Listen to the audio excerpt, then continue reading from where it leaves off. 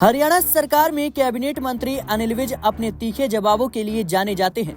गुरुवार को दिल्ली में रेखा गुप्ता के सीएम पद की शपथ लेने से वह काफी ज्यादा उत्साहित नजर आए। ऐसे में जब उनसे इस बारे में सवाल किया गया तो उन्होंने कहा कि देश के नक्शे में मौजूद काले धब्बों को बहुत जल्द मिटा दिया जाएगा। अनिल विज ने दिल्ली की मुख्यमंत्री रेखा गुप्ता को बधाई देते हुए कहा कि हरियाणा की बेटी को दिल्ली में मुख्यमंत्री के पद से नवाजा गया है, जिससे हरियाणा के लोग भी खुश हैं। इससे पहले सुषमा स्वराज भी दिल्ली की मुख्यमंत्री रही हैं।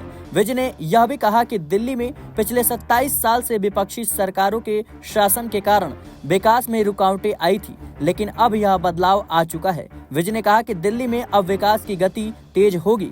दिल्ली देश की राजधानी है और यहाँ तो विकास होना चाहिए। वह प्रधानमंत्री नरेंद्र मोदी के नेतृत्व में मुख्यमंत्री रेखा गुप्ता और उनके कैबिनेट साथियों द्वारा किया जाएगा। उन्होंने यह भी बताया कि प्रधानमंत्री मोदी की नीतियों के कारण देश भर में भाजपा सरकारों की सफलता के परिणाम स्वरूप अब हर जगह भगवा रंग दिखाई दे रहा है।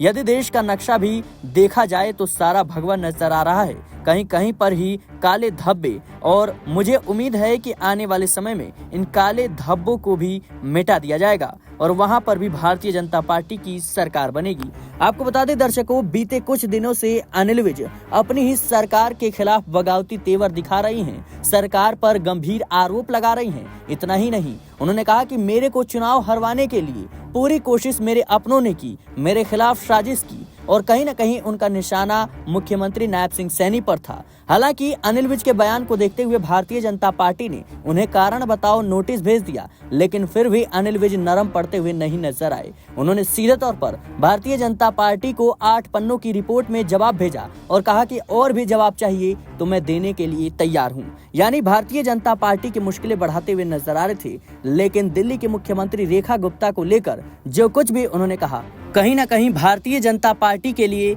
ये राहत भरी खबर है। फिलहाल के लिए इस रिपोर्ट में इतना ही। देश और दुनिया की तमाम खबरों के लिए बने रहने नेक्स्ट न्यूज के साथ।